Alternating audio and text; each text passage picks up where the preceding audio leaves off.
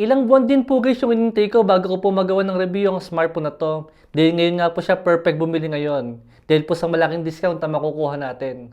At sa tingin ko guys, perfect po ang smartphone na to sa mga gusto lang po ng casual phone na meron pong superior po na Android software. Compare po sa ibang Android na mas focus po sila sa mga specs kaysa po sa magandang Android experience. Dahil kung sakali magagamit nyo nga po yung smartphone na to, siguradong maninibago po kayo sa kanya. Dahil sa almost flagship pills nga po na software. Siguro guys, kung pipili po ako dito sa may Samsung One UI, compare po dito sa may Nothing OS po, na nandito po sa may Nothing Phone 3A. Malinaw po guys ang pipiliin ko. Ito pong si Nothing OS yung pipiliin ko, compare po kay Samsung One UI. Ito nga po pala ulit guys ang Nothing Phone 3A Lite.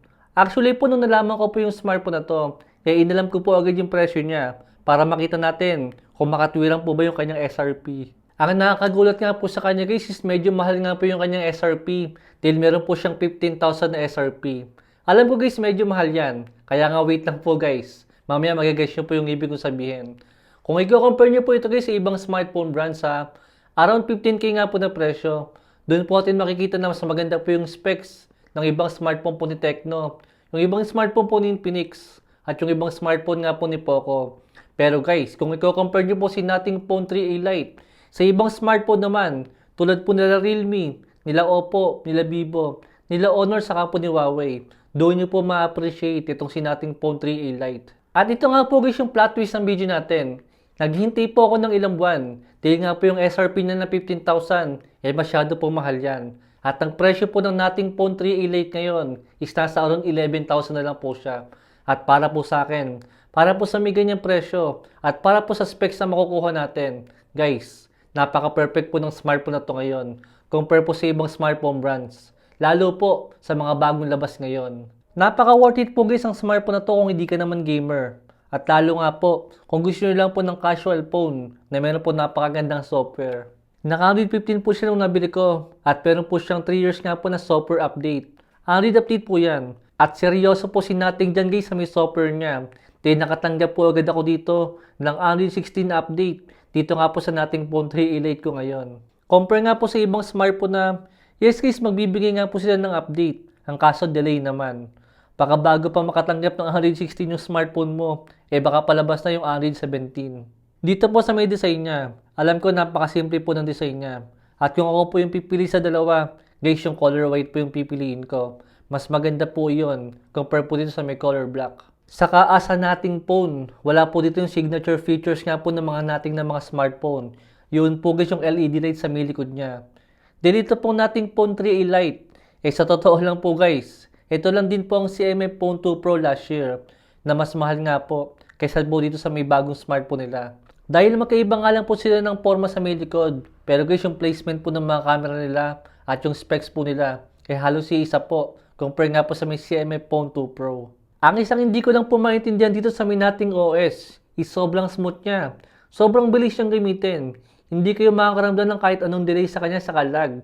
Saka considering nga po na mid-range lang po yung processor niya.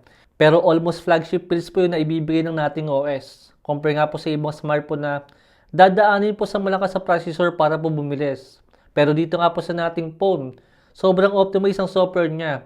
And yet nga po, napakabilis po niyang gamitin. Kaya sobrang mai-recommend ko po yung smartphone na to kung gusto nyo nga po ng napakagandang software experience. At I think po guys, kung galing ka sa iPhone at galing ka sa Samsung at gusto mo ng bagong smartphone, pero guys gusto mo ng bagong smartphone brands na hindi nga po iPhone at hindi Samsung, I think ang pinakamagandang magre-recommend ko sa inyo is ito pong si Nothing brand. Dahil nga po sa napaka-friendly user nga po na user interface niya. Itong display natin, meron po siyang 6.77 inches na merong 120Hz refresh rate. Naka-Panda Glass protection po siya with Ultra HDR support dito sa may display niya. Isang downside lang po ng display niya guys is naka 1080p lang po yung ating resolution. Pero guys, nakatulong po yung ganyang klase ng resolution niya dahil matagal din po yung inabot ng battery niya sa may battery drain test natin. Inabot po siya ng 16 hours para lang po sa may 5,000 mAh siya battery. I think panhalo na po yan. Dito po sa may camera guys, I think decent lang po siya. Sakto lang po ito para sa may ganitong presyo. I suggest po, kung sakaling magandang camera po ang habol natin, mas okay po na rumekta na po tayo sa may Nothing Phone 3A. Kung sakaling gusto nyo nga po na mas better na camera. Actually guys, nakasale nga rin po ang nating phone 3A ng 15,000 po para sa mas better na camera at better po na performance. Pero guys, kung sakali nga po, hindi naman sa inyo mahalaga ang performance at gusto nyo lang po ma-experience ang nating OS, I think okay rin po ang nating phone 3A Lite ngayon. Para naman po sa may processor niya, almost same po sila guys ang bagong Infinix Note Edge. Pero naka-Dimensity 7300 Pro siya compare sa may Infinix na 7100. Actually guys, wala po malaking difference yan. Till medyo malakas lang po yung clock speed nitong nating compare nga po kay Infinix. I think hindi na po big deal yan. Pero ang big deal po dito guys, syempre yung presyo po ng dalawang smartphone na to. Sa ngayon po guys, nagsisale po yung smartphone na to ng around 13,000. Compare po dito na nasa around 11,000. Pero syempre guys, meron pong lamang si Infinix dito. Yung malaking battery nga po niya. Compare po kay nating na 5,000 lang. Pero guys, kung usapan pong software at usapang software update, talo po ang Infinix yan guys. Nung nag-review po ako ng Poco M8 5G, sinabi ko po doon na mas malakas po ang Snapdragon 6 Gen 3 compare po sa may Dimensity 7300. Actually guys, slightly nga mas malakas ang Dimensity dyan. Ang kaso po, ang main point ko po sa kanya, kung bakit po sinabi na mas malakas ang Snapdragon 6 Gen 3 is dahil po sa nakuha kong performance. Dito nga po sa may Legend of Ymir. Guys, kung sakaling naglalaro po kayo ng Legend of Ymir, wag po kayo maglalaro sa may Dimensity 7300. Dahil nga po hindi siya ganun ka-smooth. Malag po siya guys. Pero kung titingnan po natin, ang Snapdragon 6 Gen 3, compare po sa may Dimensity, totoo po na mas malakas ang Dimensity compare po sa may Snapdragon 6 Gen 3. Kumbaga ang problema lang po dito kung bakit mas nakakakuha po tayo ng mas smooth na gameplay sa may Snapdragon is dahil nga po mas optimized siya.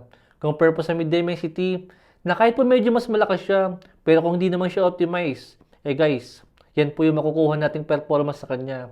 Hindi po ganun kaganda. Pero kung sa ibang games nga po natin titignan ng Dimensity 7300, eto guys, maganda naman po yung performance na nakuha ko sa kanya.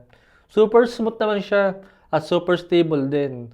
I think sapat naman ang ganitong processor kung sakaling slight gaming lang naman tayo. Siyempre lalo kung more on Mobile Legends lang naman ang nilalaro mo at gusto mo lang ng magandang casual na smartphone na maganda po talaga ang OS. I think okay naman to. Ang kaso lang guys, hindi po talaga tayo makakuha ng ultra na frame rate sa kanya. Dahil hindi naman siya naka-advertise at hindi naman target marketing natin yung mga gamer dyan. Ang target market po din natin is yung mga bumibili po ng smartphone na gusto nga po or galing sa iPhone or galing sa Samsung. Pero guys, yung ganitong klase po ng gameplay, satisfied naman ako dito.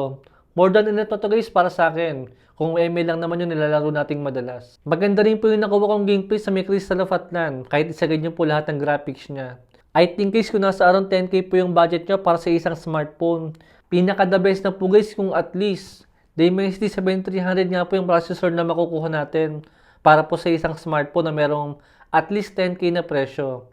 Basta 7100 to 7400, okay na po yun guys, dahil isa lang naman sila.